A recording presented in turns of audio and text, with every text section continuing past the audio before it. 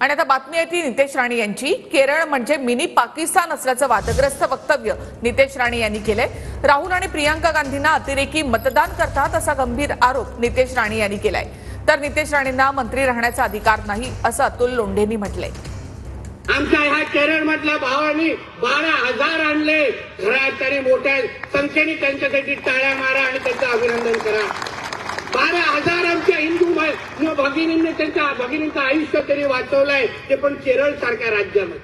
अहो ते मिनी पाकिस्तानच आहे केरळ, म्हणूनच तो राहुल गांधी तिथे निवडून आता त्यांची बहीण निवडून येते ना, सगळे अतिरेकीच त्याला मतदान करतात। ज्या संविधानाची एकात्मता आणि अखंडता राखण्याची शपथ घेऊन हा व्यक्ती मंत्री झाला आहे, तो जेव्हा केरळ सारख्या प्रदेशला भारताच्या पाकिस्तान म्हणतो आणि जे लोक बीजेपीला मतदान न करता काँग्रेसला मतदान करतात त्यांना आतंकवादी टेररिस्ट म्हणतो, याला मंत्रिमंडळात राहण्याचा अधिकार आहे का?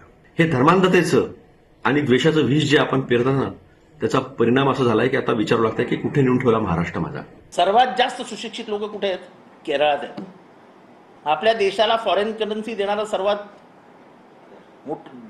एक नंबरवरचं राज्य कुठलं? तर ते केरळ आहे। कुठल्याही राज्याला दहशतवादी राज्य म्हणजे दहशतवादी लोक राहतात।